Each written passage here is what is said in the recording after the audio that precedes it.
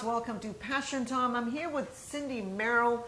She runs the Texas with Dignity organization, which is an organization that helps people at the end of life make better choices. And she's running this grassroots organization. But before we start, I'd like to ask you, how did you find your passion and how are you living your passion? Well, unfortunately, this passion grew out of a really deep sense of sorrow. Watching my parents decline was a terrible experience. And in 1996, I went to San Antonio to visit them, and my father took me aside and said, "Cindy, get me a gun. I can't go on like this." Well, I was a serious daddy's girl, and I gasped, and he immediately said he didn't mean it, but we both knew that he did. And he was suffering. He had been blind for many years from macular degeneration. He had advanced Parkinson's disease. He had terrible lung problems. He couldn't walk but a few steps, and never without a walker. He had the only thing that has sustained him for years was big band music and talking books. He had no interest anymore in that. He lost interest. He was done. Yeah. He was ready. And I started thinking about this idea. And I said, why should anybody go through what my father is going through? And out of the blue, what Carl Jung would call a synchronistic event, we were out in, my husband and I were out in West Texas hiking the Big Bend National Park. And we had passed through Marathon, the little tiny town nearby, and we'd gone into one of these little stores. It was a hardware store of all things. And I was looking through, and all of a sudden, I saw in the corner, way in the back, a hutch. And as I got closer, I saw that maybe there were 15 books. And I made a beeline, for whatever reason. I made a beeline. And the first book I saw was Must We Suffer Our Way to Death? I read that book, and then it was a slow process over the years that I finally said, I've got to make sure that I have done everything possible to get this compassionate law in Texas, so nobody, if they choose, will have to go through a suffering or a bad death. Because people forget a certain percentage of deaths are bad deaths where palliative care will not help. And hospice doctors and nurses, if they're honest, will tell you that. And that's why many of them are in favor of aid in dying if a patient chooses it. Okay. Let's talk about aid in dying and what Texas with Dignity stands for and what it wants to achieve. We are here to educate the citizens about end-of-life issues, but particularly to have them understand what death with dignity, or what people call physician-assisted dying, or it comes over under many terms. What it is, how they can help us if they want this law, what they can do to educate themselves, and what they can do to help us get this law passed in Austin. Now, the law that you're trying to pass is very similar to the Oregon law, Absolutely. the Washington law, it would the California law, which basically, what does it say? Well, what it says is if you are terminally ill, and that is you have an incurable illness, and you're a competent adult, and you are within 6 months of dying, and you have made 2 oral requests and 1 written request that you would like this lethal pharmaceutical to end your life. After going through about 13 hoops, then a doctor will give you a prescription, and you can choose when and where you want to ingest it. It must be self-administered, and the patient must ask for it themselves. And there are a lot of, I'm sure there are a lot of hoops you have to jump to make sure people are not trying to steal your money or Absolutely. Let's talk about, I know the United States is a little behind on this idea, on this concept, for example, compared to Europe.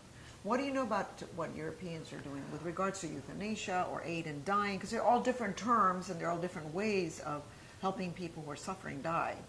Well, in particular for Americans, they should know if they are in a state which does not have an aid in dying law, Like Texas.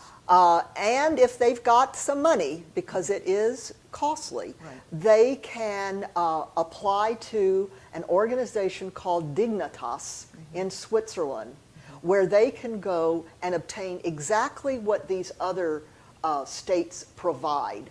If they, for whatever reason, cannot maintain a residency like in Oregon or in Washington. So if I'm a Texan, I can't go to Oregon and Yes, do this? yes, you can, but you must establish residency. And some people, What does it take to do well, that? you have to pick up stakes. You have to move there. You have to get either a driver's license, a voter registration. You have to get what Brittany Menard did, the 29-year-old girl who left California. They went and established residency in an apartment. And there's certain requirements, and some people don't want to have to go through all this.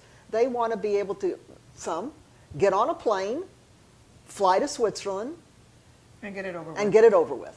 And so it'd be a That's- little bit yeah. more difficult. How close are we in Texas? I mean, there's only, what, 5 states in the United States that have these aid in dying laws? There's 4 that actually have a law, and Montana, through a judicial opinion, they've determined that they decriminalized assisted suicide for doctors Oh, helping okay. patients. Okay. So how close are we in Texas, and if we're not, why is that? I am optimistic we'll get it, but it's not going to be anytime soon. And the reason mainly is the party in power right now is the Republican Party. And even though there are many Republicans, because I meet them, who are in favor of this law, their leadership has placed in their state platform certain planks against. One is that they only believe in natural death, and another one says that they are specifically opposed to assisted suicide. Okay. So it's going to have to be a groundswell of people contacting their legislators, telling them their personal stories of having experienced bad deaths in their families or friends, to try to move them to someone filing a bill. We got to get a bill passed. Why should we have this when we already have hospice? Hospice, and that's one thing Texas Death with Dignity absolutely supports. In fact, not only do we support it, we want it expanded, and we want training to be improved, because there's good hospice and not so good hospice. The problem is, and the people in hospice, if they're honest, will tell you, is that it's good for a large percentage of people who are dying. But as I say, if you lose the lottery and you are one of the percentage of people who have bad deaths, where not even palliative care helps, then they should have the option to obtain this quick, gentle, and compassionate way of dying through physician-assisted dying, which is also in the Netherlands, Belgium, Luxembourg. Colombia has euthanasia. Only doctors can do it. It's spreading, Okay. and it's going to come here. All right. Thank you so much, Cindy Merrill, for joining us. And if you're interested in getting more information, Facebook page is Texas with Dignity. Texas Death with Dignity. Texas Death with Dignity. And over the website? Texas Death. If you go online, Texas you'll Death with find Dignity. both the Facebook page and the website. All right. There you go. Texas Death with Dignity. Thank you so much, Cindy Merrill, for joining us. Thank you. And see you next time on Passion Time.